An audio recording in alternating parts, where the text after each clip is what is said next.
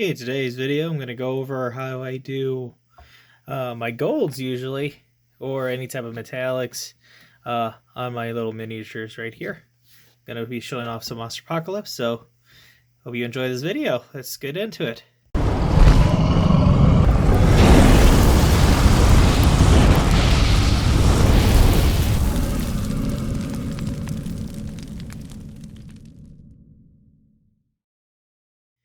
Hello and welcome back to the Grinning Dragon. This is Christopher again. Today I'm doing a little hobby video. Just kind of showing off some of my models right here anyway. But anyway, a lot of people been kind of wondering like how I do my golds, so I'm gonna kind of share this with you here. So I usually go ahead, especially for like the mini guys right here, the little ones. They take forever just to paint. Normally it'd be like a layer paint like this guy right here. But the only problem that I find with metallic paints like this, like the gold one, I have another one too. Let me see if. Well, fortunately for me, I just got the Auric Armor Gold and the Brass Balls by Privateer Press or P3 Formula Paint. Main issue I have with these kind of golds right here is they're a little bit hard to come by, put on and layer, especially since they're supposed to be layer. Oh, these ones here, definitely the brass is a little bit more darker than this Auric Armor Gold because it's supposed to be like a layer paint. The main thing with metallic paints is they do like to separate quite a bit. So you do have to go ahead and, shake it really, really well. I used to have a greedy gold as well. That's in a paint dropper by Game Color, but I can't seem to find that right now, which is a little unfortunate for me. You can see Game Workshop color, really thick. Some of it's starting to dry up a bit too. Just kind of like my Corn Red.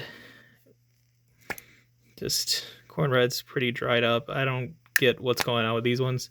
So big downside to Citadel paints, they usually are super thick, and once you open them, essentially they start going bad really quick. For me, I prefer usually P3 paints, but they have the same issue with the golds where they start to separate. As you can see, I haven't used this one in a long time, so this has been completely separated. It needs to be well shook. Yeah, probably with a ball bearing in there. That's really bad. Completely separated. But anyway, that's the problem I have with most of these kind of goldish metallic paints is the separation. You got to do really good well shake now. So most of the time, I try to not paint those golds. Okay, so what I did for these little guys here, I just kind of primed them black at first. So you see this Destructomite here. I just primed them black first, and then I go ahead and reprime it over with like a gold primer. Okay, now what that does is the black, once it's dried, it gives it a nice base to it. Most Privateer Press, you need them, give them a good wash. I'll show you why in a second, why that's important. But before you even prime them, give them a good wash, okay? But usually the black underneath it, once you put the gold on top, it starts giving you these like kind of dark recessed areas, which is nice for contrast. Go over it again here. Again, this is just kind of 2 layers right now. Same thing with this guy right here. Again, just kind of gold over the black. Didn't get his belly, but hey, you're not going to see it. For the most part, Monpok is just like that. So that's what you see is pretty much the top. So as long as I get these kind of areas painted, that's all I really worry about. This part I'm going to glue, so it doesn't really need paint. But anyway, as you see, the most part that's gold, you go ahead and you just prime it gold. Easy enough. I used Rust-Oleum, old gold can. I'm going to show you why that's not a good idea, but for my purposes, what I was using it, I had enough in there to use these little guys. So it turned out okay for them. Not so much with the Destructohawk. So if you use like a can that's running out or a little cold, you'll start getting these graininess to it. Now, it could be good if you have a need to make those textures. But again, I didn't really want this kind of texture to go, so it was a little rough for me to see them like this. But again, I'll probably just go over with another layer of a brighter gold like this Auric Armor once I get it all shook up and well done. So we'll go after that. Now, when I say to wash them, this is what happens when you don't. You can see I did a prime of the black, but came right off on this guy here. He wasn't washed well enough. He's probably still had some of the removal agent from when it was made in the mold. You can see starting to chip there as well. That just might be the primer itself, but again, it's just not adhering to it. A lot of Privateer Press ones have issues like that. It's not a big thing. You should always wash your models, including Games Workshop ones, um, just to be sure that all your bits and bobs are all like kind of clean from that release agent. That way, your paint will actually kind of stick and stay to the model. Okay, so here's my big guy, Echo Roger, right there. If you have an airbrush, you're gonna have an easier time with the golds. Okay, so this one here, I did airbrush it. I don't normally use an airbrush. I just kind of have like a cheap one that goes with the can. I kind of liked it, made it like a lot dirtier, just made his skin a little bit more beat up. He did get beat up a couple times when I got him, so I had to kind of make it look a little bit more battle damage, if anything, kind of scrapes here and there. But yeah, I mean, spray on golds, definitely worth it, in my opinion. Saves you so much time than the painful constant layering of the golds here. Now, if you're kind of like, you do it just for fun, then, if you have the time, then go ahead, layer on your golds. It's going to take you a little bit, but definitely like pre-priming them. If you have a lot of golds, pre-priming gold does help on top of your black, of course. Okay. So let's go finish these guys up real quick. I'll show you what else we're going to do here. Okay. Now I'm going to go finish these guys off with some fluo green, but especially if you got like little minions like this, I recommend you doing the 2 prime section where you do 1 prime of like a base color and then you prime it over with like the accent colors that you're mainly going to use, like the gold, for example, in this case. Sometimes you could use it with a silver, but any really bright colors kind of help get that coverage. I did use a Rust-Oleum type of paint can that I had, so you don't actually have to go all out with the really expensive primer ones. Okay, so like for this one here, I'm just going to kind of paint little sections here with the green. You thin down the green here with a little bit of water, and we're just going to put a little layer on there, and it's going to be typically fine. You just get his little eye here. Just kind of like, you just kind of go in there and are able to go ahead and just get these parts painted up real quick. Now this is kind of like a big key thing if you're like in a hurry, and like say like, you just want to get these to the table, but you want them to look pretty decent from far away. This would be kind of the way to go about it, And again, just really thin layers on top. You don't want to go thick on that. And the reason being is because little details there, you're going to start seeing like little brush strokes. And, you might not see it from afar, but, if you want it to look pretty nice, take your time, do your couple layers of thin paint. All right. So that's like that guy there. And then we're going to go ahead and do kind of like the rest of their eyes kind of green. What's nice about some of these models is they kind of give you the little eyeball to paint. So you got a little thing to work with here. Now don't worry about that like kind of first layer being too big, especially if it's a bright color like this. Bright colors are a little harder to kind of stand out, so just do like little really thin layers of that bright color, then you'll start seeing it kind of develop as it dries.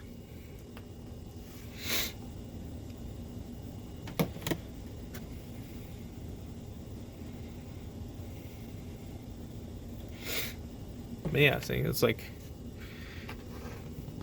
you just kind of get these going. Like this one here, I just got to paint. Like this one here, I just got to paint his teeth, essentially. And then they'll be essentially tabletop ready. Usually the rule is like at least 3 color minimums, and that's fine if you get it over.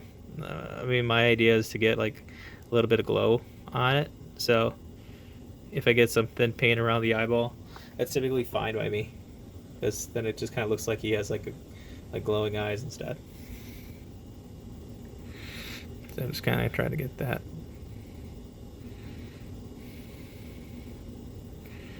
Yeah, got a lot of paint on there. Boop. You know, just small little layers, and just build up that paint. And if you got like multiple ones like these, you could kind of go back. This old brush, and just hit it again. You know, do another layer again until you start building up on that color that you want. Okay. Then you start seeing it's starting to get more of a darker green eye right now instead of a gold. Just little tiny layers. It does take a little bit of extra time, but hey, you know, you saved all that time, you know, without having to layer all this gold on there. You know, now you're starting to get more of like the small details out. Okay. So go ahead and get these eyes painted up. We'll be right back. Alright, so I'm gonna go ahead and paint this dude's teeth. As you can see, like, if you just layer on some of that green, start to pop a little better here. Oh, there. I'm gonna add some more green. I'm gonna add this like bright green later on. Just gonna let it Verde Villus liver green a little later, but give him more of a glow. Anyway, go ahead and do the guy's teeth here. Using a just kind of normal skeleton bone, watered down, of course. Yeah, skeleton bone by Army Painter. Just again, little drop bottles.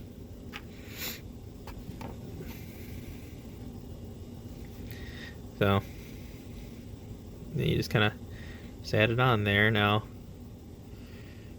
it's going to be kind of thin. Make sure it doesn't pull any of the recesses there. So you could go ahead and change the mandibles here. Switch the sides. Get these little teeth right here. Now you don't have to make them like teeth. You can make them like metallic teeth, because you can make them whatever you really want. See, it's starting to get pulling a little bit there. So what you could do is just take another brush, and you can just simply just take off the excess with the other brush. Probably using too big of a brush, really, or just spread it around a little better. That's okay, because then you're going to hit this back with another wash, and then, you know, it should look better once you get the wash in there. It all kind of looks like one type of tone color. So I mean, you know, just thin it down a bit, and then once you hit it back with a wash, you can start seeing these come back out. Okay. Now, while we're waiting, I did go ahead and I just kind of repainted his fin back over with the black, and just kind of show you what I'm talking about when you do the layer. Now he'll probably be my elite choice, so let's give it a good shake on that, because I haven't used this in a long time. Yeah, and then once you get it all shaken up, it's kind of nice. It kind of holds right there for you. Let's use this medium-sized brush real quick here instead, because I got a decent area. I'm not going to use my detail brush, even though it's kind of an older brush. But hey, you know, use what you can. You just get a little bit of gold, put on your palette, and then just get a little wet, thin it down a bit. So, then got some gold on there, just put it on. Now, metallic paints tend to like being used more as like a dry brush. They come out a little better when you dry brush them on. For an accent, I noticed a little bit easier to kind of deal with here, but you know, small little strokes there, thin paint. You can see it's gonna take me probably another layer to get to on that. I'm just probably gonna go ahead and take a little bit extra of this gold here, just because it's a little brighter. I'll just do it for the rest of their helmets. and see how that goes here. Now you could just kind of edge it.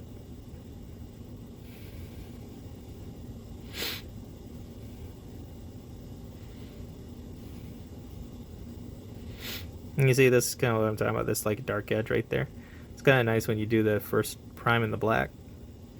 Kind of deals with some of your shadows that you'll have there, okay?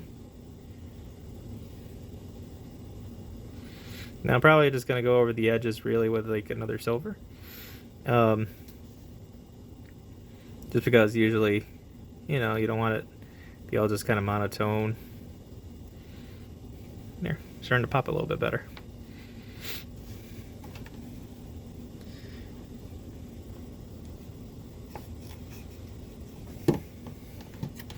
And as for my palette, I'm not really using a wet palette. Usually you use wet palettes when I got a lot to paint. I was doing a little bit of guys right here. I'm not looking to paint like a whole bunch right now.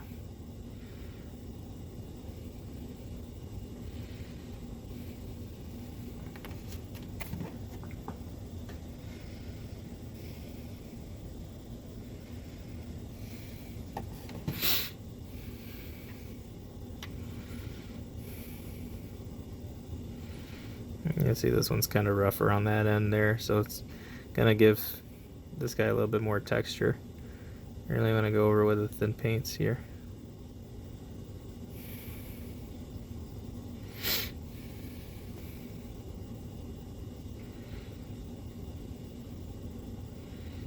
Yeah, so I think with these bright ones here, you're not going to see too much of a change on top of this base, but once it's dry, you'll kind of notice a bit of a difference on that spectrum here.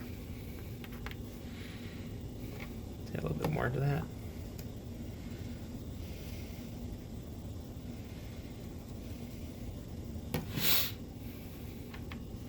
And touch this guy up a bit here.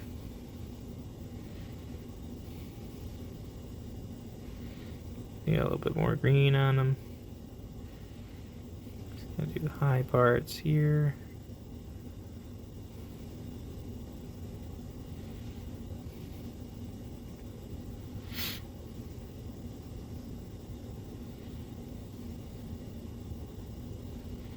And even kind of like the overlaps a little darker.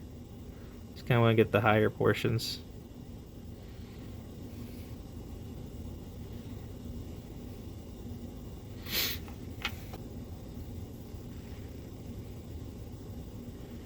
And you know, if you ever feel frustrated with, you know, painting, then you just stop. You know, this is supposed to be like a leisurely activity.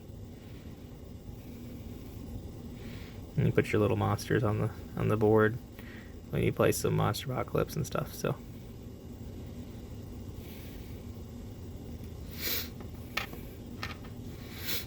I'm just gonna add a little bit more brightness to some of these guys here.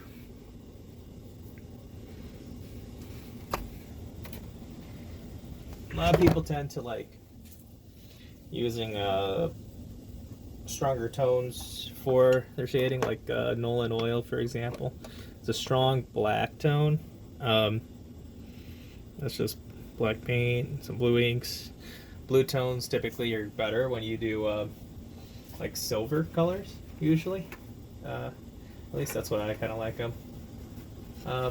Now, if you're doing with a shade with gold, you could try like browns. I'm gonna try like Riftwood Sepia, for example.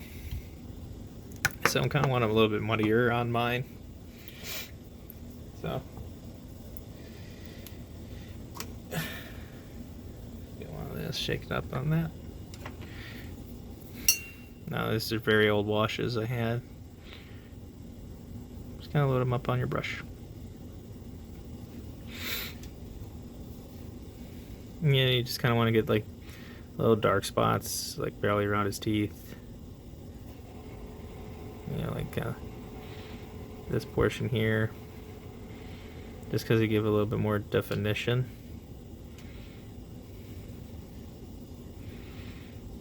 Maybe like, because the brown, instead of it being like completely black, start making it look more like maybe brass. At least that's what I'm hoping. maybe a little rusty even. You could just kind of follow the lines if you really want to, kind of outline them a bit more there. Make sure they're not pulling too much. Be a little bit overly dramatic. But I mean, if that's what you're going for, that's what you're going for, so.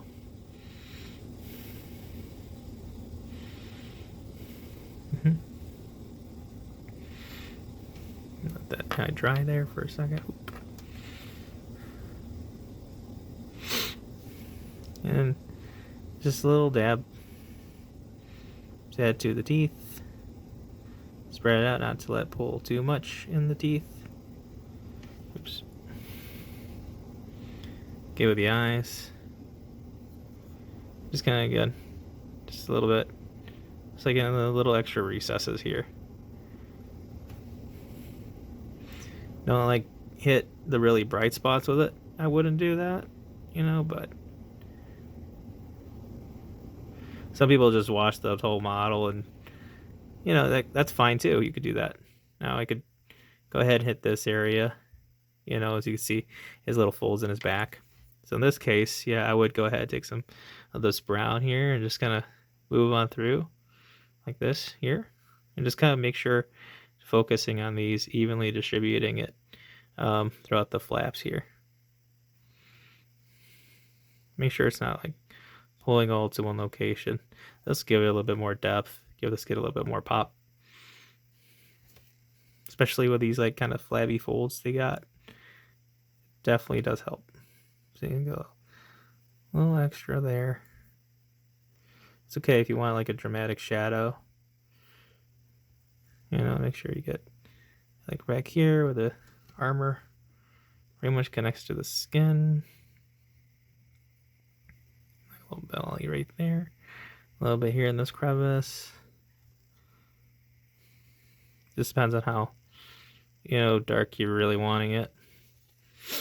You just kind of let it sit. You see, it's looking a little better compared to one that, you know, hasn't been done yet. Side by side comparison, you can see that pretty well. Just a little bit of wash kind of goes a long way. Kind of does the shading for you, which is really nice. And then you could always hit it back with like a highlight or like a quick dry brushing of that, okay? But again, nothing too insane I'm doing here. Just applying this kind of sporadically between these folds, wherever it's going to be the darkest, you know, and trying to spread it out so it's not pulling so much.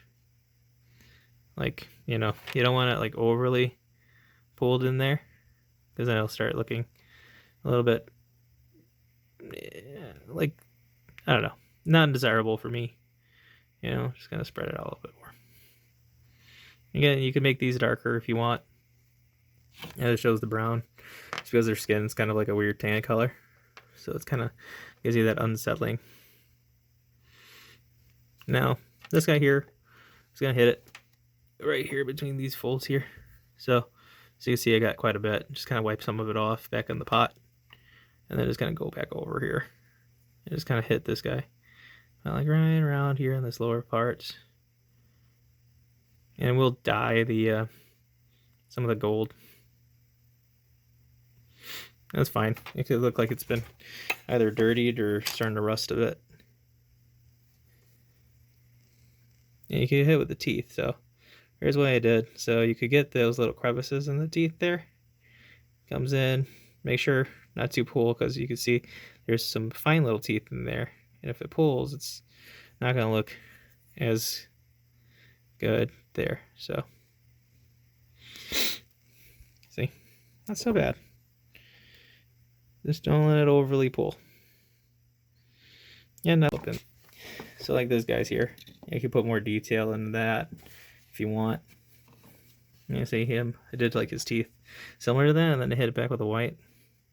So if I hit it back like here with the sepia, you know, kind of stain it again. But you can leave the teeth white at the tips, and you can still stain them. But if you leave them white at the tips, they start looking sharp and pointy. So just keep that in mind. Because teeth aren't actually like normally white, they're just like a yellowish type of tone. Now this guy here, probably just gonna go ahead and hit him. Make him a little bit more dramatic, and I'll show you guys what happens when you do a little bit too much wash.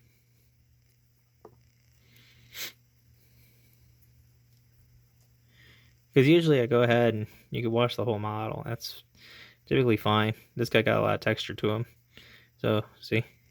The wash is kind of seeping into those textured pores. It's pretty neat. Again, you know, I'm adding a lot of the here, and you could kind of tell where it's pooling and stuff. And these models do take a while to go ahead and dry after you go ahead and use these washes. So make sure you spread, not to leave any of these pools.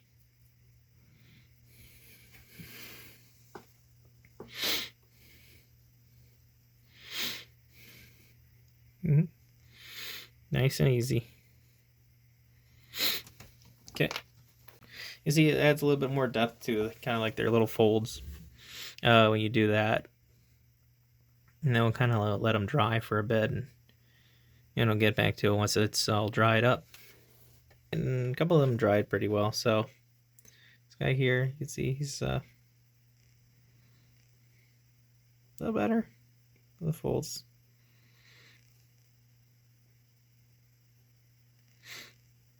Oops, sorry, trying to get back into focus. Here we go. See, and a couple layers, and the eye starts popping out a bit. The sepia kind of makes it a little dirty. It gives it a little dirtier look than normal around the teeth, especially around the flaps there. Kind of adds a nice little depth to it. Okay, so let's take a little detail brush again, and I just hit the eye with just a bit of a lighter green. And just kind of hit this guy's little eye with the green. So I'm just probably just gonna hit it since the camera don't want to focus really. It should create like this nice little kind of glow effect. So,